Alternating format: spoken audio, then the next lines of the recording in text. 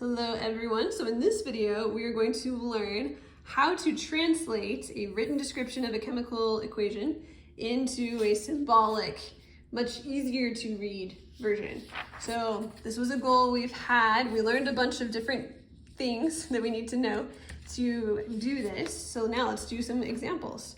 So this first one says an aqueous solution of cobalt 2 chloride is added to an aqueous solution of sodium phosphate to produce solid cobalt 2 phosphate and an aqueous solution of sodium chloride. So this might seem overwhelming at first, but if we just break it down into basically 4 separate compounds that we need to write, it makes it a lot less scary. So we need to write a formula for cobalt chloride, and then that's added to sodium phosphate, so we need a formula for that.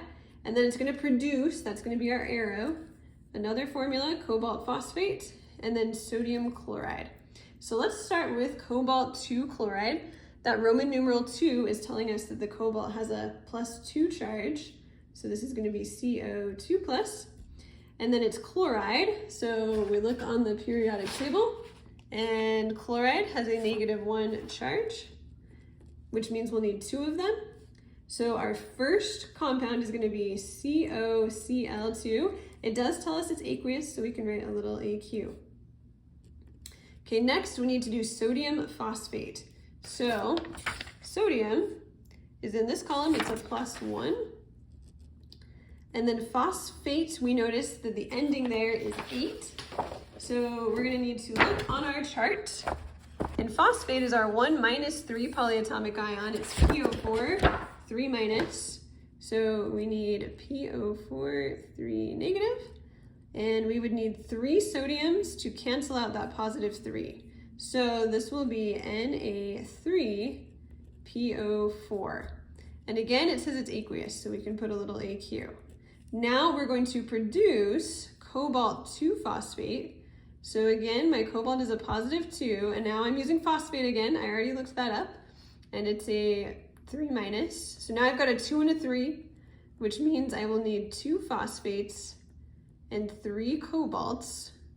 So this will be CO3 and then parentheses PO4, close my parentheses, and a 2 to show that I have 2 phosphates. And then this is solid, so I'll put a little S there. And then finally, an aqueous solution of sodium chloride. So Na plus, Cl minus.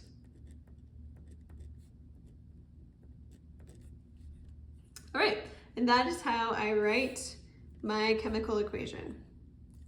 Let's do a couple more examples. This says magnesium reacts with hydrochloric acid to produce hydrogen gas and magnesium chloride. So let's break this down. We have magnesium just by itself reacting with hydrochloric acid to produce hydrogen gas and magnesium chloride. So whenever an element is just by itself, we should check and see if it is part of the list of diatomic elements, this Brinkelhoff. So magnesium is not on this list. So we don't need to write Mg2, we can just write Mg.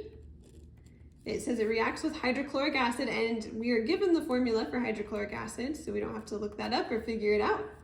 Then it says to produce hydrogen gas. So this time we've got hydrogen by itself, and hydrogen is part of Brinkelhoff, so we do need to add H2, and then magnesium chloride. So that's a compound, that's magnesium and chlorine.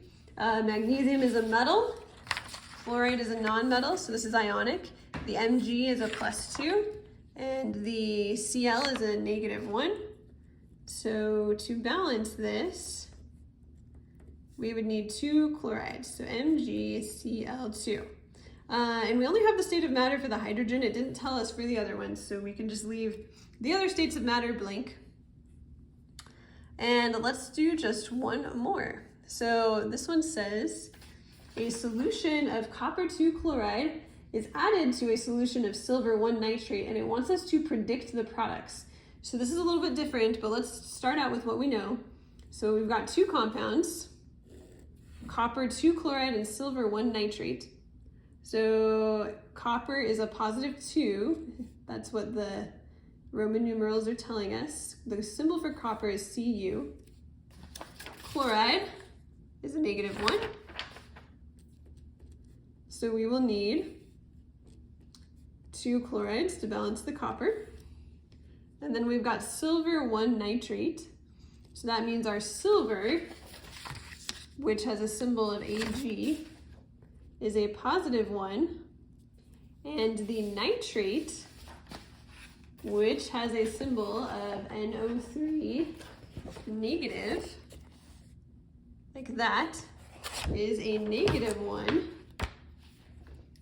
So these then are already balanced.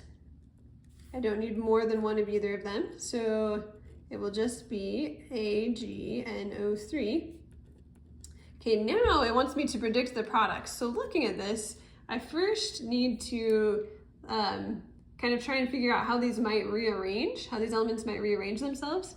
And what's gonna happen is the anion, which is the negative ion of one of the compounds, is going to swap with the anion of the other compound. So like Cl- is the anion here, NO3 is the anion here. So these are gonna just kind of switch places. So the NO3 is gonna combine with the copper, and the Cl is gonna combine with the Ag. You could think about the cations swapping places instead.